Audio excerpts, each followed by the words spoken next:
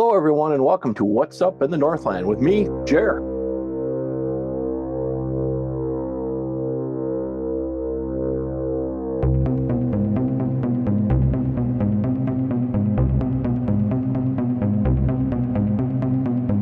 Today we're going to be going over some cases that were reported between November 2024 and December of 2024. Specifically, these cases came in from North Dakota and Minnesota. As we go through these cases, we're going to see that field investigators are assigned to each and every one of them. And as the year goes on, we'll get updates on older cases, and then we're going to also see the newer cases that come in each month. Now sit back, relax, leave your mind open, and let's see what's going on in the Northland. Okay, so what's going on in the Northland, December 24, a collection of recent cases between North Dakota and Minnesota. So let's start off with North Dakota's cases. This case 138164 happened in Fessenden, North Dakota on February 20th, 2024, and as on this one, I can see that she's reopened it, so let's see what she has to say. Okay, the investigator viewed a black and white video that appeared to show thermal imaging of a rural area where cooler objects appeared darker and warmer objects appeared lighter in color, so obviously it was set on white hot. Building and trees were dark, clouds and birds were observed to be light gray to white. The image in question was a light gray to white in color and was occasionally obstructed by clouds. So obviously beyond the clouds someplace. Let's read on. It appeared to be moving in a straight line and exhibited what looked like a flash in several frames. The date and time are not entered on the equipment, so the date and time are approximate only. The witness does not explain why he states the image has no thermal signature, but appears white to light gray, indicating that the thermal signature does exist. But he does state that he has other videos where it appears darker. Case status is, given that the object clearly had a heat signature, I'm changing this disposition of IFO natural phenomena to IFO man-made object. It is likely an airplane, but unable to determine which one due to no date and time. Anna, North Dakota State Director. Okay. On to Minnesota cases. Case 139146 happened September 11, 2024 in Loretto, Minnesota at approximately 9 p.m. The investigator on this one was Steve. The narrative says that I was sitting on our deck and a total of 7 blue orbs, at least as high as the stars, appeared to fly super fast with no noise across the sky. Some seemed very bright, others were very close, like trailing. They were all flying and shooting across the sky within several minutes and then all just disappeared. I was unable to get the footage because it happened so fast. So Steve investigated this one. His field investigator notes read, the witness is an avid sky watcher, and they claim that what they saw definitely were not satellites or airplanes. They can be eliminated since they travel west to east, and these travel towards the west. Also, the research websites listed in the report show nothing in the sky moving in that direction at that time. Actually, some satellites do move east to west. They're said to be in a retrograde orbit, but there aren't a whole lot of them, so I'll give him this one. So Steve says that this one, the disposition is unknown other.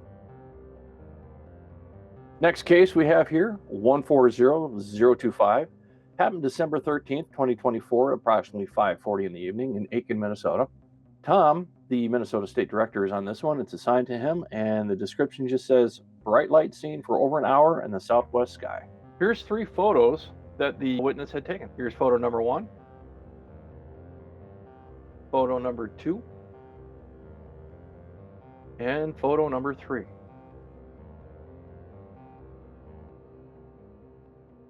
$39974 happened September 29th, 2020, so a few years ago, at 7:40 in the evening in Brainerd, Minnesota, and Peter's on this one. Their narrative reads that I was sitting in my car in the Target parking lot when I vaguely noticed a red-orange light emerge above the Best Buy across the highway to the west. After it was gone, I noticed a second identical light, seemingly following an identical path as the first. I got out and took a short phone video of that light. It appeared spherical, and the red-orange light seemed to almost flicker a bit like a candle flame minus the candle. After this light exited my view, like the first, a third light immediately came up in the same position and heading as the first 2. So I took a longer video of the third light. This light followed the same path as the first 2 until it had crossed the highway.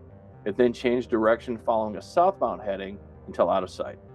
So this one is assigned, and we'll see what Peter comes up with when he finishes it.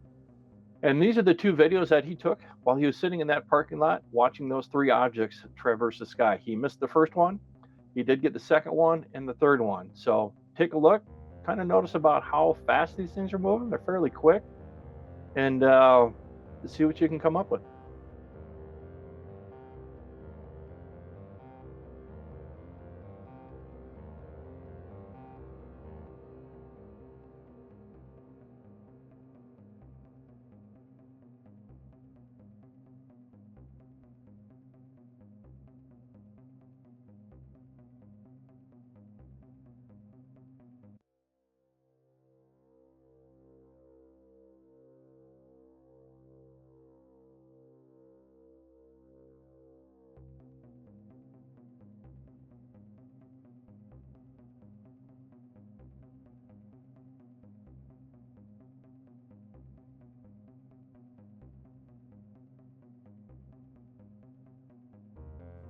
Next case, 139872, happened November 30th of 2024 at approximately 5:31 in the evening up in Hinckley, Minnesota, and Jamie is on this one. The narrative on this reads, facing southwest from the front yard, I observed an unusual bright pulsating flickering light in the sky, so I set my Samsung S23 camera to night mode. And noticed when I zoomed in that there is a squarish center with a circular light with what could be a 5-point star or lights around the circle's edge. During observation, there were no sounds. The sun was setting, which is why this was unusually standing out in the sky and very close to, say, 15 to 45,000 feet. After taking the image, the object had disappeared. Okay, so the squarish center light with the circular light around it and the 5-point lights around the circle's edge, that could just be camera artifact, just the way that the lenses are. That happens when you zoom in, so always keep that in mind. But it says after you took a picture, after you took the image, the object just disappeared. So let's see what Jamie has to say. She has completed this one. IFO man-made object. Interesting. Well, there's a picture of it right there. That one doesn't look that zoomed in, but it might be a little bit. You can kind of see what he's talking about. But let's see what she has to say. So her field investigator notes say that there was a JetBlue Airways Airbus, flight number Juliet Bravo Uniform 2833, was flying to the southwest of the witness's location. Its ground speed was around 423 knots and had an altitude around 34,000 feet. The jet appeared unusually bright and then suddenly disappeared from the witness's view. I've determined that the brightness was caused by the setting sun reflecting off the jet. Once the angle of the sun to the jet no longer lined up properly with the witness's location to continue reflecting that sun in their direction, because either the sun dipped too far below the horizon or the jet just moved too far away, the Airbus would then have likely to appear to have just blinked out. So thank you, Jamie, on that. IFO man-made object.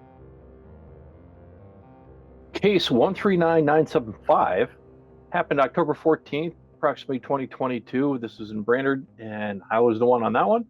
Short sighting description as follows: octagonal-shaped object the size of a helicopter with a metallic underbelly and white lights on each corner. Flew directly over vehicle. So I looked into this one. I gave the witness a call. We talked about this for a while. He was headed northbound out of town. He saw an object taking off what looked like from a nearby airport, because it's actually where it kind of took off from. It flew to a hill right next to him, hovered for a little bit, and then took off going southeast. Now, he was driving northbound from the time that he first saw it leaving the airport to the time that he saw it over the trees over this hill, which was approximately 250 feet above him. He had driven a half a mile. Now, the object had to traverse a mile and a half. And then before he even got to that half mile mark, it had paused over these trees over the hill. And then as he was getting closer, it started moving towards the southeast, which meant it moved right over top of his car. So he was able to look out underneath it and see that it had a solid belly on it. Like I said, it was a rather larger size, and then take off to the southeast. So this thing had to have been moving at a pretty decent speed. Now I looked up drones, agricultural drones. Some of them are that big. There's some that do mapping, and there's some that also will do camera work. In order to save weight, they are not solid like what he had said that he had seen. And he saw structure underneath it too. So after talking with him and finding out that this isn't the first time that something like this has happened to him, we chalk this one up as a unknown UAV. And that's what's going on the Northland. Hey everyone, thanks for watching. Please like and subscribe. We're doing our best to grow our channel, so please help us out. We appreciate each and every one of you. So don't forget to go to www.northlandmufon.com to learn more. And remember, keep those eyes in the sky.